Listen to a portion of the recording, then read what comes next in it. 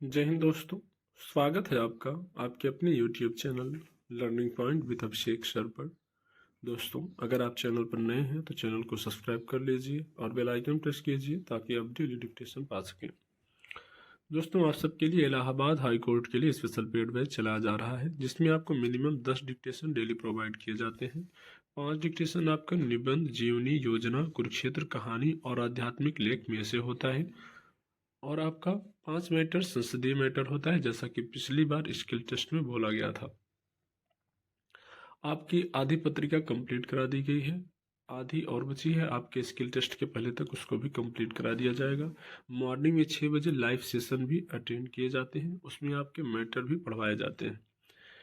इसकी जो फीस है 500 रुपये है, लेकिन अब आपके पास समय नहीं बचा है, कम समय है, इसीलिए आपको 200 रुपये में ये बैच प्रोवाइड कर दिया जाएगा। तो अगर आप इस बैच से जुड़ना चाहते हैं तो आप हमें इस नंबर पर संपर्क कर सकते हैं 7393976701। आप हमें इस नंबर पर व्हाट्सएप या टेलीग्राम पर मैसेज कर सकते हैं, बैच की इन्फॉर्मेशन ले सकते हैं और बैच से जुड़ सकते हैं। डिक्टेशन शुरू होगी 5 सेकंड बाद।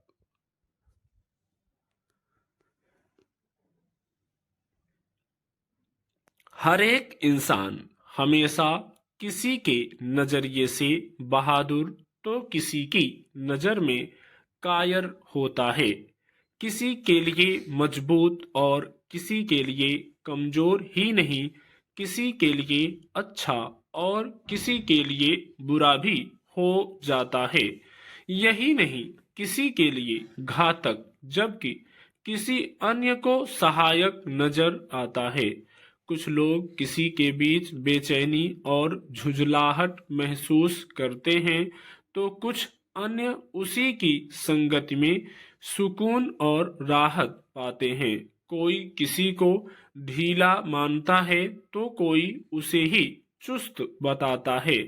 दुनिया वाले हर इंसान को अपनी अपनी नजर से देखते और आंकते हैं, इसलिए बेहतर है कि हम अपने दिमाग की सुने, अपनी ही धुन में जिंदगी जिएं। किसी जैसा बनने की बजाय जैसे हैं वैसे ही रहना चाहिए, क्योंकि बेपरवाह होकर खिंचवाई गई तस्वीर हमेशा अधिक सहज आती है। और फिर ऐसे विचार उमड़ने से अपना मन भी गहन सोच में डूबा रहता है कि कुछ भी ठीक नहीं है। मन शिकायतें ही खोजता रहता है। मसलन, यह गलत है, वह सही नहीं है। हर एक का केवल एक ही मंत्र होना चाहिए कि अगर आज उसके जीवन का आखिरी दिन है तो क्या उसने अपने आसपास की दुनिया को थोड़ा सा बेहतर बनाया या नहीं। मन ज्यादातर इनकार ही करता है, वह ना कहने वाला होता है और नहीं सरलता से कह देता है। मन के लिए हाँ कहना बड़ा कठिन है, क्योंकि जब हम हाँ कहते हैं तो मन ठहर जाता है, तब मन की कोई जरूरत नहीं रह जाती।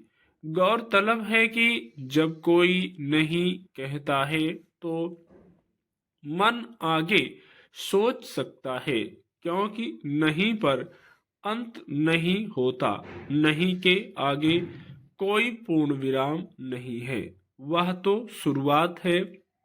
दूसरे शब्दों में, नहीं एक शुरुआत है, हाँ अंत है। ऐसा ओशो अपने प्रवचनों में समझाते रहे हैं। गुलाब और कमल के फूल की अपनी अपनी सिफत और खूबसूरती है।